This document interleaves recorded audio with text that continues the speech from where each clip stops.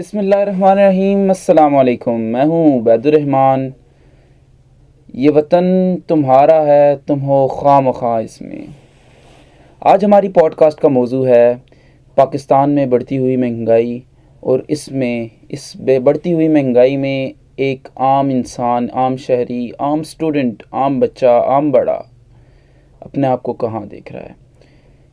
जिस मौजू पे बात करने के लिए हमारे साथ मौजूद हैं यहाँ सीनियर तज्ज़ियाकार हाफिज़ मोहम्मद ज़ुबैर साहब, जो किसी भी तारुफ़ के मोहताज नहीं हैं। कैसे हैं हाफिज़ साहब? सर अल्हम्दुलिल्लाह, आपकी मोहब्बतों का शुक्रिया कि आपने हमने आज के इस पॉडकास्ट के लिए मदऊ किया। आपने जिस अपना एक आगाज़ किया, एक तमहीद बांधी कि आज का नौजवान क्या कर रहा है, क्या देखता है इस बढ़ती हुई महंगाई में। जो एक आम पाकिस्तानी है वो कितना मुतासिर हो रहा है, या वो कहाँ देखता है अपने आप को। अगर इस चीज़ की हम बात करें तो यकीनन हालात संगीन से संगीनतर होते जा रहे हैं। 2024 का आगाज़ हो चुका है। अगर माजी के 5 साला दौर की तरफ देखें, 2018 से 23 तक के जो 5 साला हुकूमतें दो बदली, और अभी जो है एक निगरान सेटअप चल रहा है। तो अगर हम देखें इस तरफ तो हालात कुछ बेहतरी की तरफ जाते हुए नज़र नहीं आ रहे। तो एक मायूसी सी सूरत हाल है आवाम में, लेकिन मेरे ख़्याल में ये मायूसी आर्जी है, परमानेंट नहीं है। इसका कहते हैं कि हर मुश्किल के बाद आसानी है। तो हम इसको यूँ समझ सकते हैं कि ये कुछ लम्हों की बात है, कुछ देर की बात है। इंशाल्लाह वो एक उभरता सूरज जिसका हम इंतज़ार कर रहे हैं वो ज़रूर उभरेगा, और एक रोशन सूरज जो हमें देखने को मिलेगा वो वक्त दूर नहीं है इंशाल्लाह। हाफिज़ साहब, आज के इस मौजूदा हालात में, जो 1.5 साल पहले तक तो हमारी हुकूमत स्टेबल थी, सब कुछ अच्छा चल रहा था, इतनी ज़्यादा गुर्बत नहीं थी, लोगों के रोज़गार चल रहे थे, बिज़नेसेस चल रहे थे, मुख्तलिफ़ किस्म के ज़राए लोगों के पास मौजूद थे जिनकी वजह से उनके पास income sources, passive income sources आ रहे थे और वो अपना गुज़र बसर कर रहे थे। लेकिन आज के इस मौजूदा हालात में, जब के सारे बिज़नेसेस फ्लॉप होते जा रहे हैं, आलमी जंग छिड़ने को तैयार है, और पाकिस्तान के अंदर आटा, दाल, चीनी, इन सब चीज़ों की कीमतें बढ़ गई हैं जो हमारी बैकबोन थी। इसके बारे में आप क्या कहना चाहेंगे? देखें सर, इसमें एक बहुत सादा सी बात है कि कारोबार उन लोगों का ठप हुआ है जिनका रिवायती कारोबार था।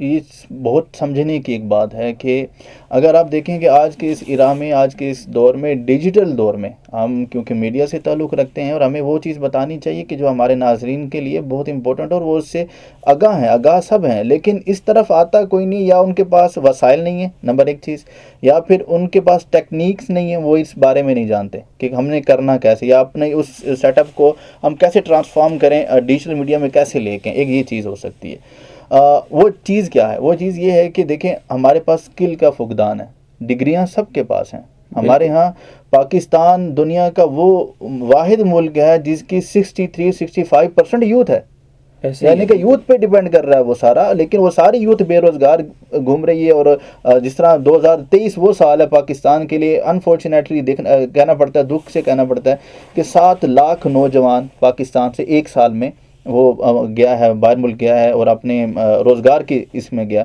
तो ये देखिए बहुत बड़ा ये एक फिगर है, 7 लाख। एक नाम लेना पड़ता है कि इतनी बड़ी यूथ आपकी अपने मुल्क से निकल जाती है रोज़गार के मामले में।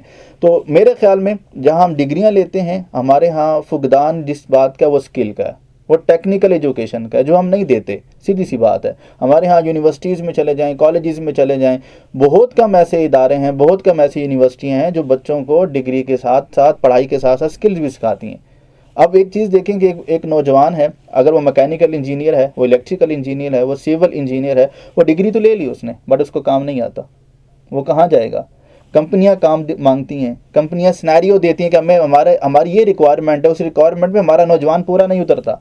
तो हम इसको यूँ कह लें कि कहीं ना कहीं स्किल का फुकदान है हमारे नौजवानों को चाहिए। और हमारे जो आम शहरी हैं उनको ये चाहिए कि अपने आप को स्किल की तरफ लेके आएँ। हुनर एक ऐसी चीज़ है जो महंगाई में मार नहीं खाता, ठीक है। तो आज जिस आपने कहा कि वो नौजवान क्या करे, रिवायती कारोबार जितना भी था वो सारा ठप हो गया, बिजनेस। लेकिन उन लोगों का ठप नहीं हुआ जिनके पास स्किल थी, वो आज भी काम कर रहे हैं। बिल्कुल। हाफिज़ साहब, मौजूदा हालात में, मौजूदा दौर में आपने जिस तरह देखा है कि प्राइसेस हाइक हो रही हैं, कीमतों में बहुत ज़्यादा इजाफी किस्म का चेंज आ रहा है।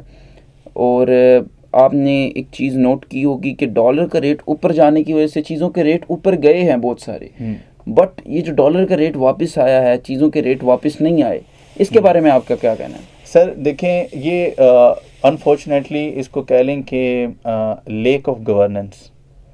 आप देखें कि हमारी गवर्नमेंट तो है बट नाम की, उसका उसका यूँ कह लें कि होल्ड नहीं है मार्केट पे। माफिया है जो कंट्रोल करता है चीज़ों को, अप लेके जाता है अपनी मर्ज़ी से, डाउन करता है अपनी मर्ज़ी से, चीज़ों को स्टॉक करता है अपनी मर्ज़ी से, कोई पूछने वाला नहीं है। वो माफिया कौन है, वो किसके अंडर काम कर रहा है, वो किसकी निगहबानी में काम कर रहा है, ये मुझे बताने की ज़रूरत नहीं है, आप बेहतर जानते हैं। दूसरी चीज़ ये है कि जो सबसे एक और इसमें बात यह है कि अब देखें कि हमारा मामला सिर्फ बड़ी मार्केट नहीं है। अगर हम बहैसियत शहरी, बहैसियत यूँ कह लें कि आम इंसान अगर हम देखें, मुसलमान होने के नाते हम देखें, तो हमारे छोटे छोटे जो कारोबार वाले हैं, जो जिनके स्मॉल बिजनेसेस हैं, वो भी अपने आप को इस वक्त फने खान समझते हैं। वो भी अपने वो रेट देते हैं, वो भी पब्लिक को वो रेट नहीं देते। मतलब अगर अंडे जो है वो अगर उनको यूँ कह लें कि 350 रुपये या 380 रुपये दर्जन मिल रहा है, तो वो 450 लगा के बैठेंगे। वो ऊपर यानी कि 20-30 का मुनाफा नहीं, वो 50-60 का रखेंगे। सो आप यूँ कह लें कि अगर एक मार्केट में अगर एक सेब की अवेलेबिलिटी जो है वो अगर 200 रुपये किलो है, तो मार्केट में आपको 300-350 मिलेगा। अब वो क्या है कि अब वो एक हर कोई चाहता है कि वो इतनी अर्निंग करे, इतना मुनाफा कमाए, इतनी वो चीज़ें करें कि जैसे अल्लाह माफ़ करे कल क़यामत आने वाली और उनके बाद रहने को कुछ नहीं है, होल्ड नहीं है, कंट्रोल नहीं है। चीज़ें मार्केट में जो सरकारी रेट आते हैं उस पर कोई देता नहीं है, सीधी सी बात है। सही सही सही। आपके राय के मुताबिक बेटरमेंट का क्या नज़र आए हैं, बेटरमेंट के तरीके क्या हैं? आम अगर हम स्टूडेंट्स चाहें कि हम बेटरमेंट की तरफ जाएं, क्योंकि आपको ख़ुद बेहतर पता है कि जॉब्स बहुत कम हैं, या अगर जॉब्स मिल भी जाती हैं तो बहुत कम सैलरीज होती हैं। 25 से 30 हज़ार रुपये में एक नॉर्मल इंसान या नॉर्मल फैमिली मैन जो है वो अपना गुजारा नहीं कर सकता।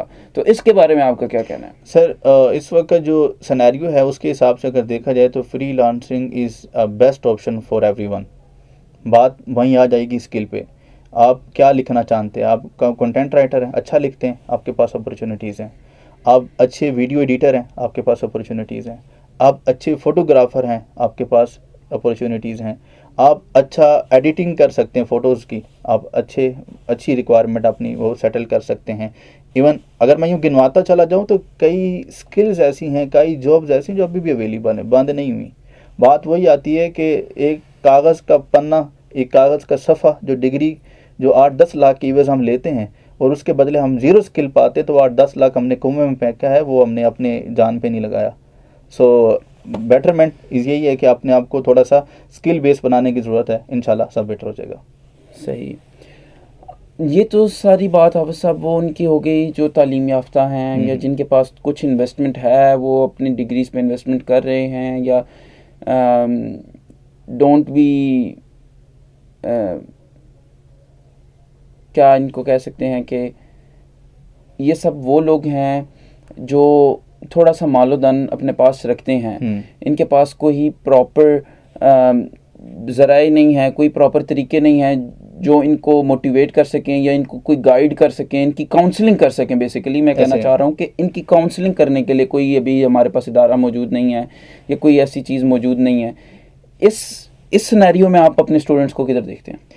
इसमें देखें, यहाँ पे हर एक शहरी को अपना किरदार अदा करना चाहिए और करना होगा अगर वो मुल्क की बेहतरी चाहते हैं। न सिर्फ इदारों को, इसमें मेरे ख्याल में सिर्फ मैं इसको इदारों को ज़्यादा कसूरवार नहीं समझता।